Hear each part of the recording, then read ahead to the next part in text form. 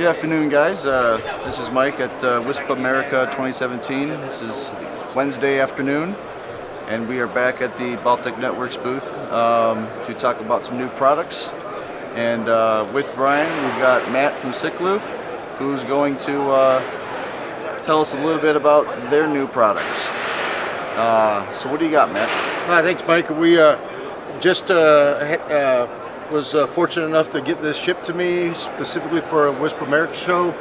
We've got our first generation wide gig platform 60 gig multi-point product. Got about 2 gigabits at the base, interconnect up to 8 CPEs, and we're going to be releasing this product very soon here in a month time.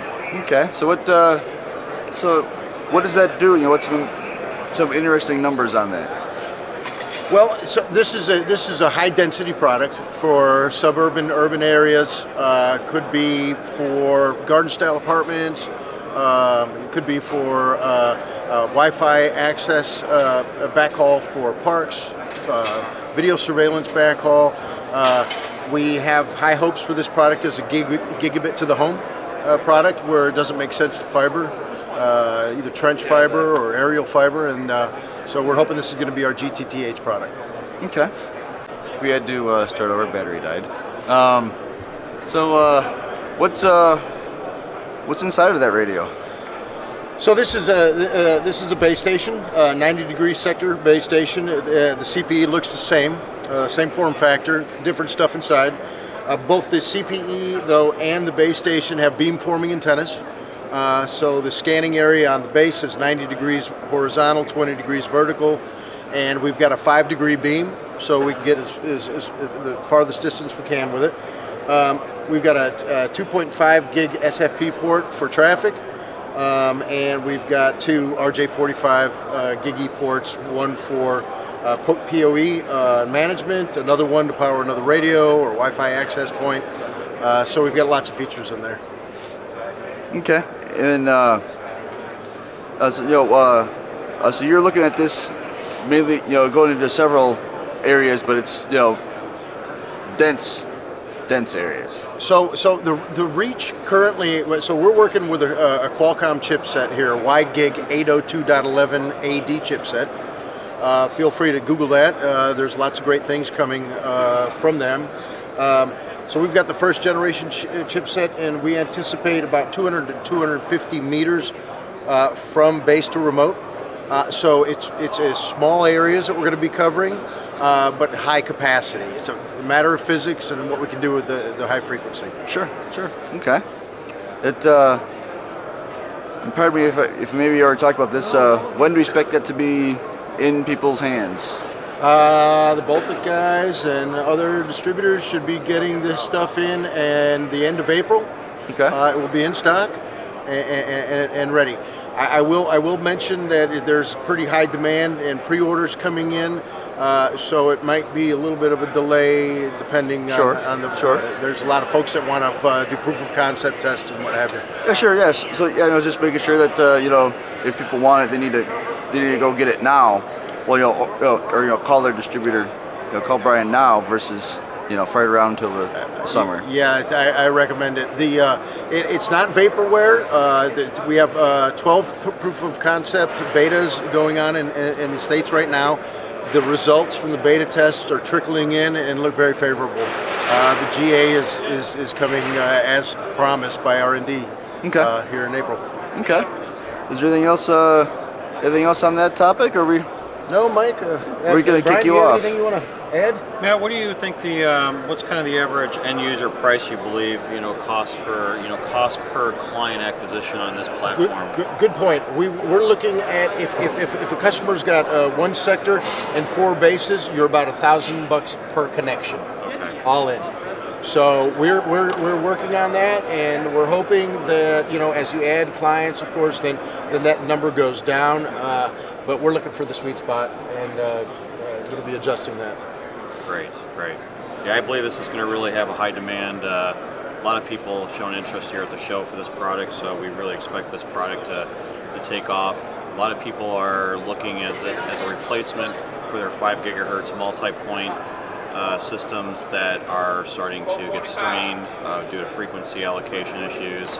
I talked to one customer today who wants to completely get out of 5 gigahertz entirely and move their entire multi-point operation into other frequencies such as this. So that was really exciting to hear. So I feel it's going to be really great. I don't know if we talked about the interfaces on the bottom here yet, but we've got that great fiber interface on the bottom where we can put the SFPs that you love into that and go. So this here happens to be a GPON interface SFP, and that interface port does support 2.5 gigs. So that could be an interesting opportunity. Yeah, you could do. I think you kind of touched on this earlier, but you could do that, down to an apartment, and then do GPON within that building, up. Exactly. You've got the GPON. You've also got G.fast. You got a lot of options now for cabling, for twisted pair copper, and in buildings you don't have to necessarily rewire them anymore. There's some great stuff. Yeah. So Good deal. cool. Great. All right. Great. Thanks. And then, so what else do you have? So we have another. We'll kick Matt out and. Thanks. We have another product here that is getting ready to be. It's been somewhat introduced already by Microtik, called the WAP-R. It's a desktop, can be wall mounted, ceiling mounted with different mounting bracket options on the back. I didn't bring all the mounting brackets with me, but it does come with a nice little stand here for desktop applications. This is a full-featured 802 gigahertz 802.11n access point with a Ethernet on the bottom, and take that off. I'll kind of open the inside of this up so you can see the inside of this. Inside here, we've got an integrated 2 gigahertz antenna, dual chain, and then on the sides here, this is for a cellular radio modem. We happen to equip this one with a Sierra Air wireless card for testing and testing purposes. But this model will be offered in several different varieties eventually down the road from Microtik.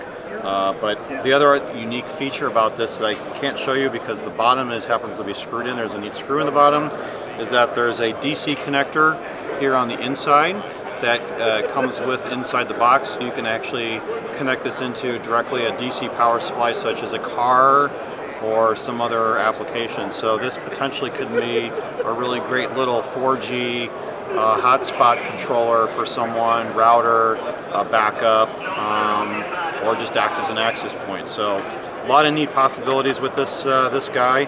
I don't have pricing for you today, but it's going to be very affordably priced, as you know, because it's a Microtik based product. So we really expect to sell quite a few of these, and a lot of interest in, as you know, 4G technologies being integrated into products seems to be a popular thing nowadays. So Here, I just a thought I had. I remember one of Microtik's products they were coming out with. They included the raw files for you to 3D print your own cases. Was this that product, or is it a different one? no, that's a different product. Okay. And I don't remember the name of that product, but Okay. yeah, there is one product where they incorporate you can build different cases for that product. So Okay. Yeah. So many random Microtik products, I can't remember what they all do. there's a lot of new products coming out from Microtik. So and I'm sure there'll be some new ones coming up here at their European MUM conference in a few weeks. So Sure, yeah. And then, was there anything else that was new and exciting that Baltic's got, or I don't have we anything. can wrap it up? I don't have anything new for you today, except that we're also carrying. You can point up there, I suppose. We're starting to carry the Alpha way there at the top. That's the Alpha antenna. It's a dual-port omnidirectional antenna from Alpha. Alpha is a Irish antenna manufacturer, and a lot of their antennas are they sell mainly antennas to tier 1 telecommunications companies. They're carrier class and purpose-built antennas. This happens to be a 3.5 gigahertz omnidirectional antenna with a 4-degree down tilt on it. And then also we've got some new panel antennas as well, 3.65, 65 degree from Alpha that are very affordably priced. So here's that particular panel antenna. Okay. And again, yeah, dual ports, slant 45 degree. This is perfect for LTE deployments. So it's got a really nice bracket mounting system on the back, and we fully expect a lot of interest in these new antennas. So. Okay. All right. Well, as always, thank you for your time, Brian. Yep. Thank you.